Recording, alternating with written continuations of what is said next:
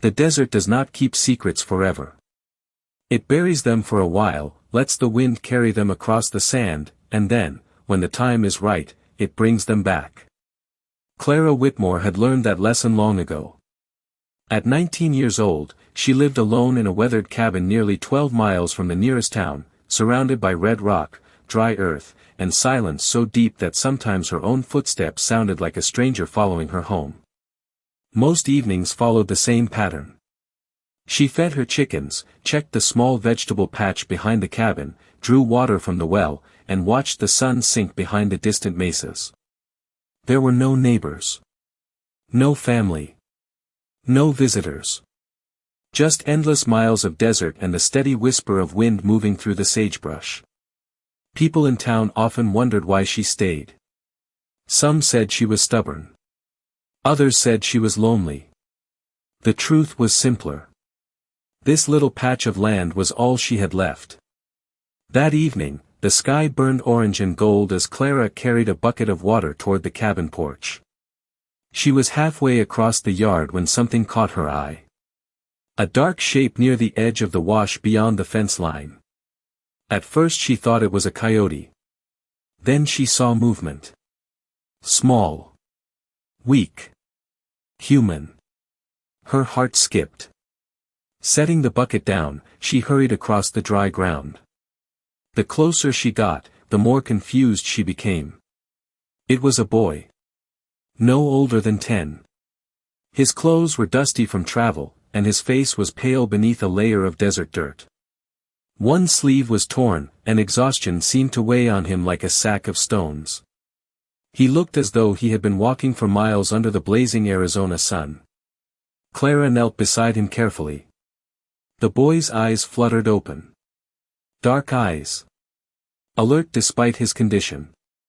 Apache, she realized. She had seen Apache families in town before. Not often, but enough to recognize the signs.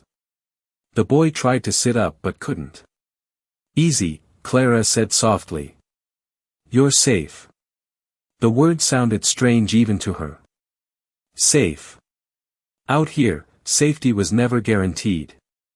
The boy stared at her for a long moment. His gaze shifted past her shoulder toward the empty desert behind her.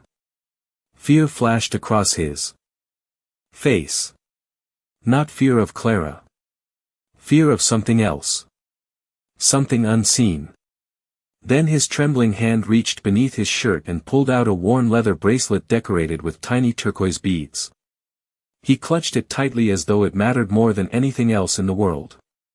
Clara noticed strange markings etched into the leather. Symbols she didn't recognize. The boy swallowed hard. His lips moved. At first, no sound came out. Then finally, in a voice barely louder than the wind itself, he whispered 4 words. Don't let them find me. Before Clara could ask who he meant, his eyes closed and his body went still from exhaustion. Clara looked across the empty desert. Nothing moved. No riders. No wagons. No dust clouds. Just silence stretching to the horizon. Yet for some reason, as the evening shadows grew longer around her, she could not shake the feeling that someone, or something, was already searching. Clara hesitated for only a second. Then she slipped one arm beneath the boy's shoulders and helped him to his feet. He was lighter than she expected. Too light for a child who had crossed miles of open desert. His boots dragged through the dust as they made their way toward the cabin. The evening air had begun to cool, and the last sunlight painted the red cliffs with deep shadows. Behind them, the desert remained silent. But Clara found herself glancing over her shoulder more than once. The boy's warning echoed in her mind. Do not let them find me. Inside the cabin, she guided him onto the narrow bed near the window. The room smelled of pine boards, dried herbs, and wood smoke from the small stove. It was not much, but it was home. She filled a basin with water and gently cleaned the dirt from his face and hands. The boy never fully woke. Sometimes his eyes opened halfway, as though he wanted to speak. Then they closed again. Clara noticed how tightly his fingers remained wrapped around the leather bracelet. Even in sleep, he would not let it go. Hours passed. Darkness settled across the desert outside. The wind brushed against the cabin walls with a soft whisper. Clara prepared a simple meal of beans and cornbread, but she could not bring herself to eat much. Something about the boy troubled her. Not because he was Apache. Not because he was a stranger. It was the fear in his eyes. Children usually feared what was in front of them. This boy feared what might be coming. Near midnight, she heard movement. The boy had finally awakened. He sat upright on the bed, breathing hard as though he had escaped a nightmare. Clara quickly poured a cup of water and handed it to him. He drank slowly. "What is your name?" she asked. The boy hesitated. Then he answered. "Takoda." Clara nodded. "I am Clara." For a moment neither spoke. The lantern light flickered between them. Takoda looked toward the window. Toward the darkness beyond the glass. "How long was I asleep?" he asked quietly. "Several hours." He seemed relieved. Yet the relief did not last. His hand moved immediately to the bracelet. Checking that it was still there. Clara noticed. That bracelet must be important. Takoda lowered his eyes. "It is. Did your family give it to you?" The boy did not answer. Instead he looked at the floorboards. Clara sensed a sadness there. Deep and heavy. Far older than a child should carry. She chose not to push further. Eventually she placed a blanket over his shoulders. "You can rest here tonight." Takoda looked surprised. "You trust me?" The question caught her off guard. "You are a boy who needed help." For the first time, the faintest smile appeared on his face. Then it disappeared almost immediately. He reached into the bracelet and pressed something hidden beneath the leather. Clara could not see what it was. "If someone comes looking for me," he said softly, "do not tell them where I am." A chill moved through the room despite the warm stove. "Who would be looking for you?" Takoda lifted his eyes toward hers. Fear returned. Stronger than before. Someone who cannot be allowed to find this. His fingers tightened around the bracelet. Before Clara could ask another question, a distant sound drifted through the night air. Faint. Almost lost beneath the wind. Hoofbeats. Far away. But getting closer. The hoofbeats faded as suddenly as they had appeared. Clara stood beside the window, staring into the darkness beyond the cabin, but she could see nothing except moonlit sand and distant shadows stretching across the desert floor. Takoda remained perfectly still. His eyes never left the glass. It was as if he expected someone to emerge from the night at any moment. Minutes passed. Then an hour. Eventually the desert settled back into silence. The kind of silence that made a person question whether they had imagined the sound in the first place. Clara finally convinced Takoda to lie down again. The boy slept lightly, waking at every creak of the cabin walls and every gust of wind.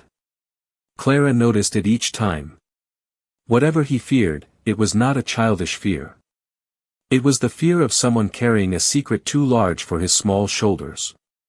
Long before sunrise, Clara drifted into a chair beside the stove and closed her eyes for a moment. When she opened them again, pale morning light was pouring through the window. The first thing she noticed was the empty bed. Takoda was gone. Clara rose so quickly that the chair nearly tipped over behind her. She checked the front door. It was slightly open. Cool desert air drifted inside. Outside, the world looked untouched. The sky was clear. The red cliffs glowed beneath the early sunlight. There was no sign of the boy anywhere.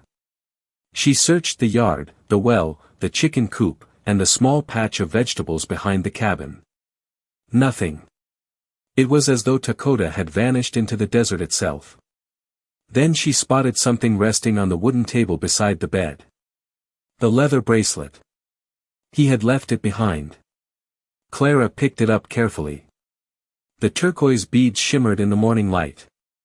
Up close, the markings appeared more detailed than she had realized.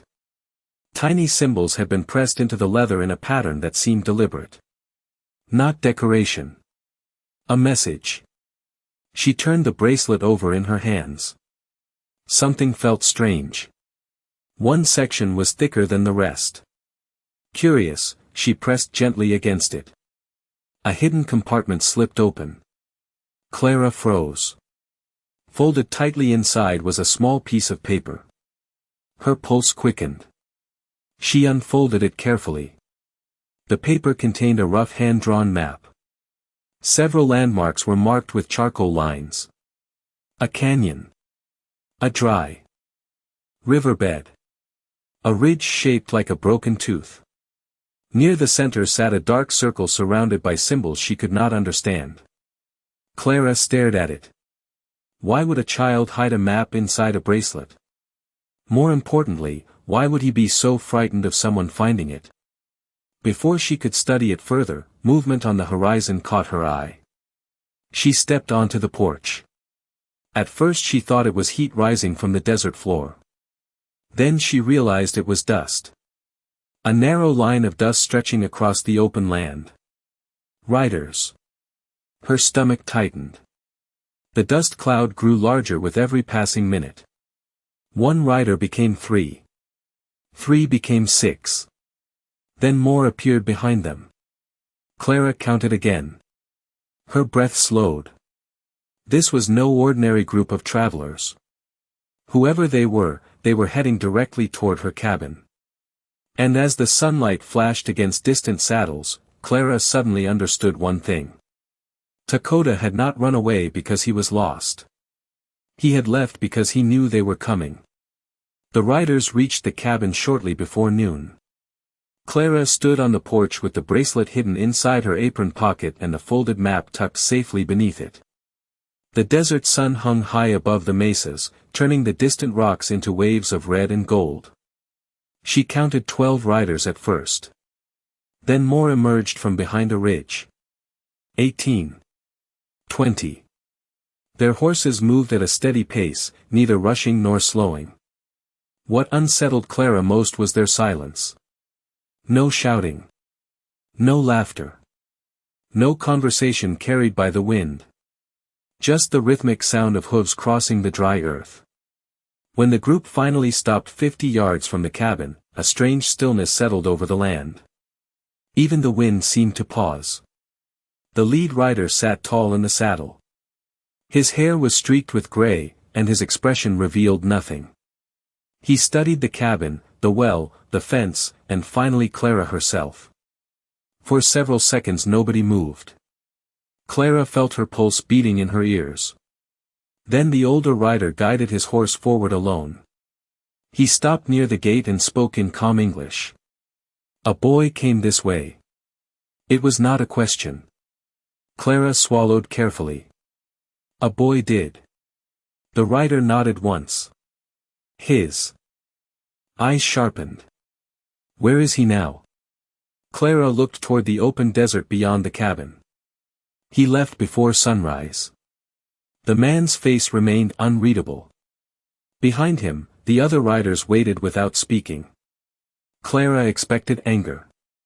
She expected accusations. Instead she saw something closer to concern. The older rider dismounted slowly. Dust settled around his boots. Did he leave anything behind? The question struck her like a sudden gust of cold air. Clara kept her expression neutral. Why would he? For the first time, uncertainty flickered across the man's face. It disappeared almost immediately. He reached into his saddlebag and removed a small object wrapped in cloth. Carefully unfolding it, he revealed a turquoise bead nearly identical to those on Takoda's bracelet. Clara felt her stomach tighten. That belongs to our people, the rider said quietly. The boy carries its match. Clara said nothing. The man's gaze lingered on her a moment longer. Then he looked toward the horizon. Toward the north. Toward town. If he came here, then he is in danger. The word surprised her. Danger from whom, she asked before she could stop herself. Several riders exchanged glances. The older man lowered his voice. Not everyone who wears a badge serves justice. Clara froze. Images flashed through her mind. The hidden map. Takoda's fear. The warning he had whispered beside the stove. Suddenly the pieces no longer felt random. They felt connected. Before she could ask another question, a new dust cloud appeared in the distance. Smaller than the first. Moving fast. Every rider noticed it immediately. The older Apache man's expression hardened. Not with fear. With disappointment. As though something he hoped to avoid had finally arrived. Within minutes, 3 horses emerged from the heat shimmer. At their center rode Deputy Warren Pike, one of the most respected men in the county. He pulled his horse to a stop and smiled at Clara. But there was something cold behind the smile. Then his eyes moved past her shoulder toward the cabin door, and Clara suddenly realized he had not come looking for a lost boy. He had come looking for something hidden. Deputy Warren Pike removed his hat and wiped a trace of dust from the brim. To anyone watching, he looked like the same respected lawman who had spent years helping travelers, settling disputes, and keeping order across the territory. Yet Clara could not forget the words spoken moments earlier. Not everyone who wears a badge serves justice. The Apache riders remained silent behind their leader. Their horses shifted occasionally, but none of them reached for a weapon. None of them appeared eager for confrontation. They were watching. Waiting. Measuring every word. Warren offered Clara a friendly smile. "Morning, Miss Whitmore." "Deputy. I hear a young Apache boy passed through here." His voice remained calm and pleasant. Too pleasant. Clara noticed how carefully he studied her face after asking the question. He was searching for something.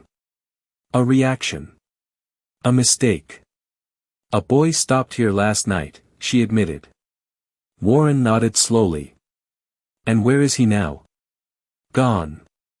The deputy seemed disappointed, though not surprised. His gaze drifted briefly toward the cabin window. Then toward the door. Then toward Clara's apron pocket. The movement lasted less than a second. Most people would never have noticed it. Clara did. The older Apache rider noticed it too. Warren cleared his throat. "That boy stole something important." The statement hung in the hot desert air. Several Apache riders exchanged glances again. This time their expressions revealed open disbelief. Clara felt it immediately. Someone was lying. She simply did not know who. "What did he steal?" she asked. Warren's answer came too quickly. "Property belonging to the county." Clara frowned. A child stole county property? The deputy hesitated. Only for a moment. But it was enough. "Important records," he replied. The explanation sounded weak even to him. The Apache leader finally spoke. "That is not true." Warren's smile vanished. The temperature seemed to drop despite the blazing sun overhead. "You have something to say?" Warren asked. The older man stepped forward calmly. "The boy carries evidence." Silence followed. Even the horses seemed still. Clara felt her heartbeat quicken. Evidence. The word landed heavily. Warren's expression remained controlled, but his eyes hardened. Evidence of what? The Apache rider looked directly at him. "You already know." For the first time since arriving, Warren Pike appeared unsettled. It lasted only an instant before his confident smile returned. "You people always enjoy stories." The Apache leader did not respond. Neither did his riders. Their silence somehow felt stronger than any argument. Clara's fingers tightened around the hidden bracelet inside her pocket. Suddenly the folded map seemed heavier than paper should weigh. Warren noticed her movement. His eyes locked onto her apron. Just for a second. Then he smiled again. "Miss Whitmore, perhaps I should take a quick look inside your cabin." Every instinct inside Clara told her no. Not because she understood the mystery. She did not. Not yet. But because Takoda had crossed miles of desert carrying fear in his eyes. Because he had hidden a map inside a bracelet. Because the deputy seemed interested in the bracelet and not the boy. Clara drew a slow breath. "I do not think that will be necessary." Warren's smile faded completely. And in that moment Clara realized something terrifying. The most dangerous man standing outside her cabin was not one of the Apache riders. It was the man wearing the badge. For several long seconds nobody spoke. The desert seemed to hold its breath along with Clara. Warren Pike remained beside his horse, his eyes fixed on her with a patience that felt carefully practiced. The Apache leader stood a few yards away, watching not with anger but with quiet certainty. Clara suddenly felt trapped between two stories, and she did not yet know which one was true. The deputy adjusted his gloves and stepped closer to the gate. "Miss Whitmore," he said gently, "you have known me for years. Surely you are not taking the word of strangers over the law." It was a reasonable statement. That was what made it dangerous. Clara had seen Warren in town countless times. He had helped elderly ranchers repair fences after storms. He had delivered supplies during droughts. Children waved when he rode by. Yet none of those memories explained why Takoda had looked terrified at the mention of being found. None of them explained the hidden map. None of them explained why Warren seemed far more interested in searching her cabin than finding the boy. "I am not taking anyone's side," Clara replied carefully. "I just do not understand what is happening." The Apache leader nodded slightly, as if he respected the answer. Warren did not. His smile grew thinner. "Then perhaps I can help you understand." He removed a folded paper from his saddlebag. "A few weeks ago, important records disappeared." He held up the paper. "Records connected to land surveys." Clara listened. Warren continued. "Those records could create confusion about property boundaries across the territory. Valuable property." Something about the explanation felt rehearsed. The Apache leader finally spoke. "Tell her the rest."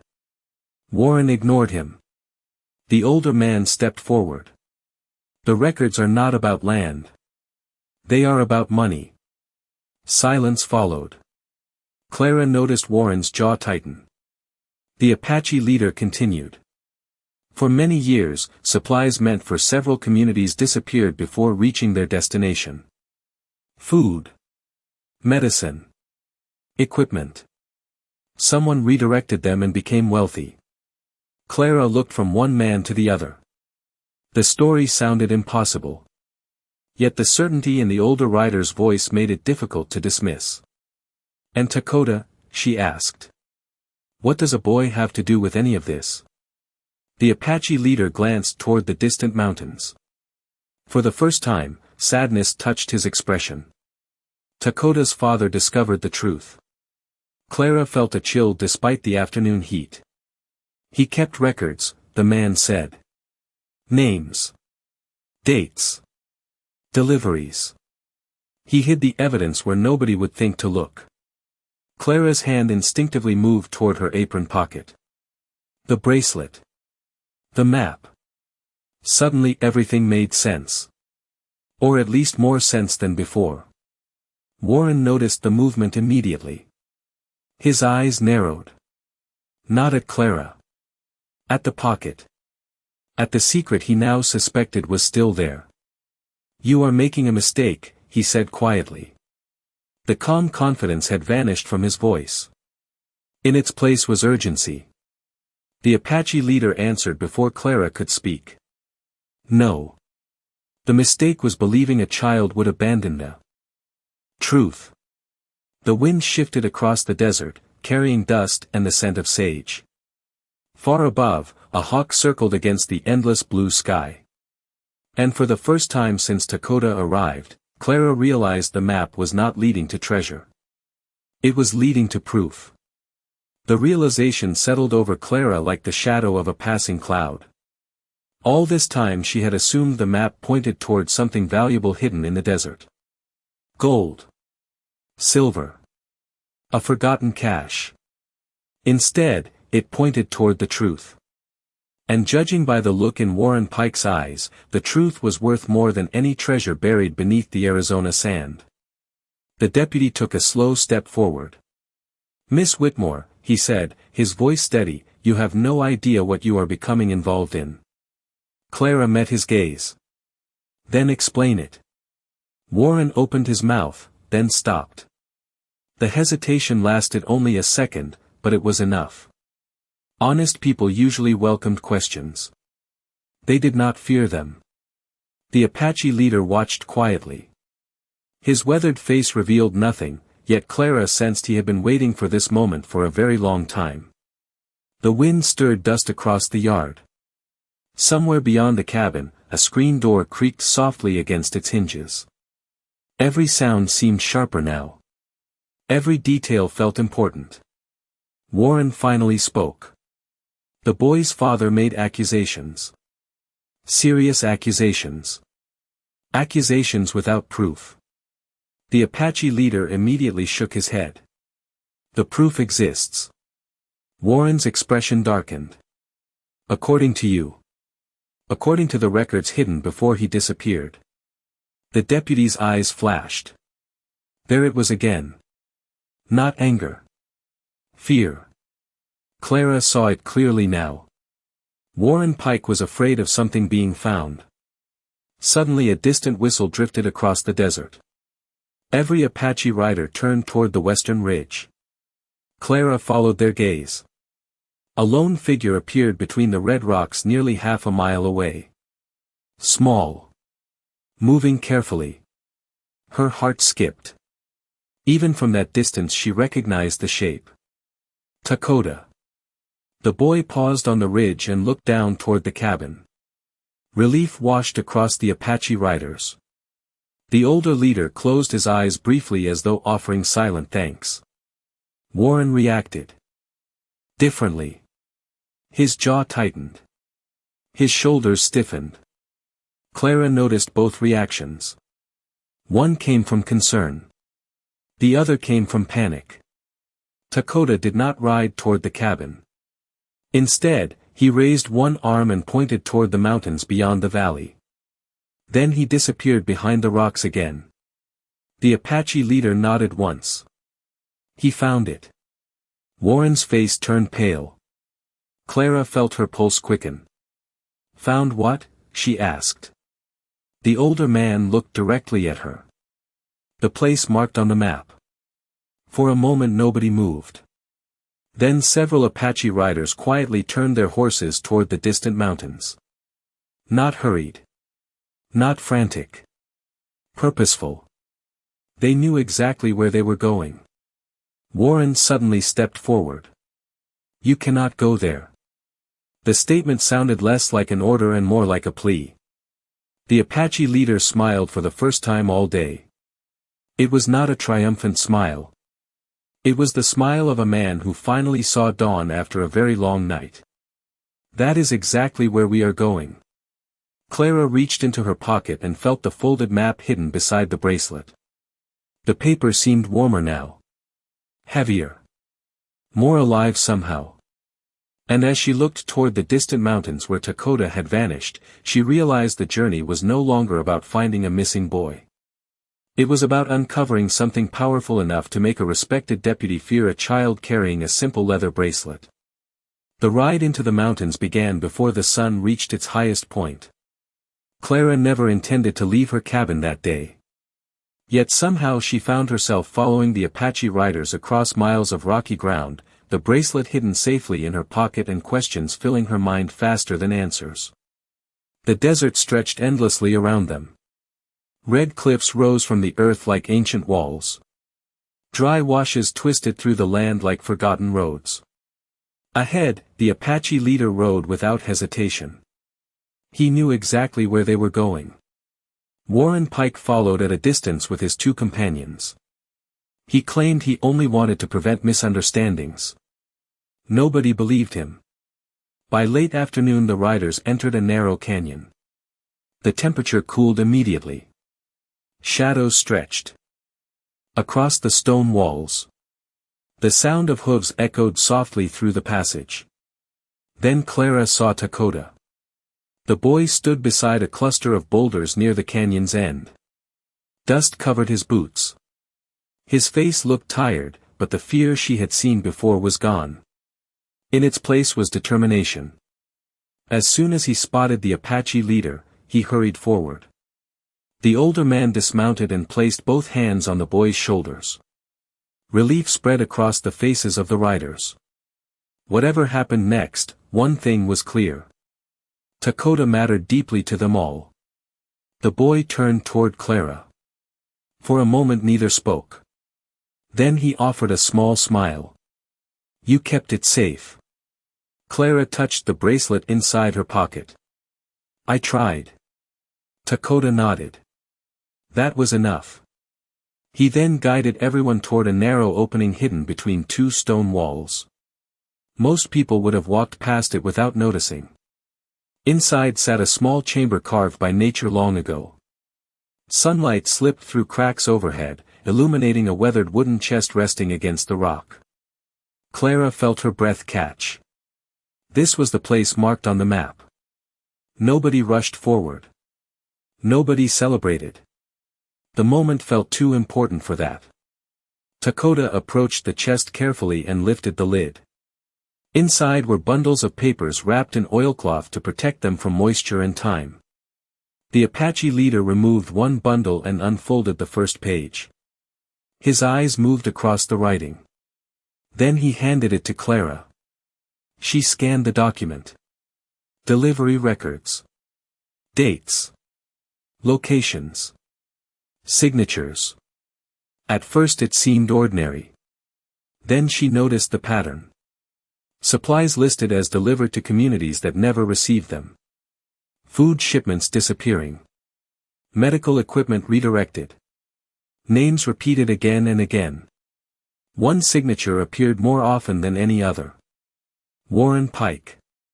Silence filled the chamber. No accusations were needed. The record spoke clearly enough. Clara slowly lowered the paper. Across the room, Warren stood motionless. The confidence that had followed him all day had vanished completely. The Apache leader looked at him, not with anger, but with sadness. "This is why the boy's father hid the records," he said quietly. Takoda lowered his eyes. "My father said the truth matters even when people are afraid of it." No one answered immediately. The words lingered in the cool canyon air. Then something unexpected happened. One by one, the riders removed their hats. Not in victory. In respect. Respect for a man who had protected the truth. Respect for a boy who had carried it across the desert. And respect for a lonely girl whose simple act of kindness had helped bring it into the light. The sun was sinking behind the mesas when they finally left the canyon. Long shadows stretched across the desert, turning the red earth bronze and gold. Nobody spoke much during the ride back. The truth had already spoken for itself. Clara rode quietly beside Takoda while the evening wind carried the scent of sage across the open land. The boy seemed lighter somehow. Not happier exactly. Just free of a burden he had carried for far too long. When they reached the cabin, the Apache riders stopped outside the fence. The same place where Clara had first seen them gathered only a day before. Yet everything felt different now. Fear had vanished. Understanding had taken its place. The older Apache leader dismounted and approached the porch. In the fading light, the lines on his face seemed softer than before. He looked toward the small cabin, the well, the weathered fence, and the lonely stretch of land surrounding it. Then he turned to Clara. "You helped a stranger when you had no reason to." Clara lowered her eyes. "He needed help." The older man smiled gently. "Many people saw that boy before you did. They chose to keep writing." The words settled quietly between them. Clara did not know what to say. She had never considered her actions brave.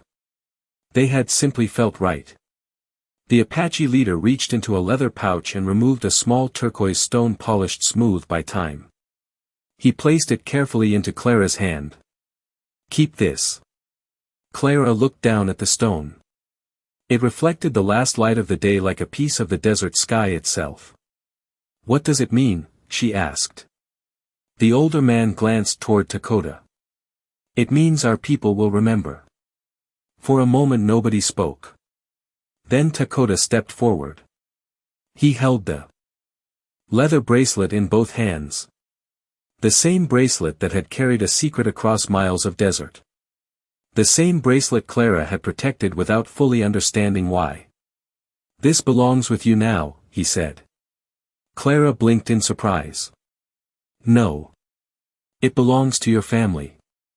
Takoda shook his head. "My father said important things should stay with people who do the right thing when nobody is watching." Clara felt her throat tighten. Slowly, she accepted the bracelet. Around them, the desert grew quiet. One by one, the riders mounted their horses. No ceremony. No speeches. Just the simple dignity of people preparing to continue their journey. As darkness settled over the valley, the Apache leader raised one hand in farewell. Then the riders turned toward the horizon. Within minutes they became silhouettes against the fading light. Then shadows. Then nothing at all. Clara remained standing on the porch long after they disappeared. The turquoise stone rested in one hand. The bracelet rested in the other. The stars began appearing overhead, one after another, filling the vast desert sky. Behind her stood the same cabin she had lived in for years. The same lonely patch of land. The same endless silence. Yet somehow everything felt different. Because sometimes the desert answers fear with something unexpected. Not danger. Not loss. But the reminder that even the smallest act of kindness can travel farther than any rider, survive longer than any secret, and return carrying a family you never knew you had.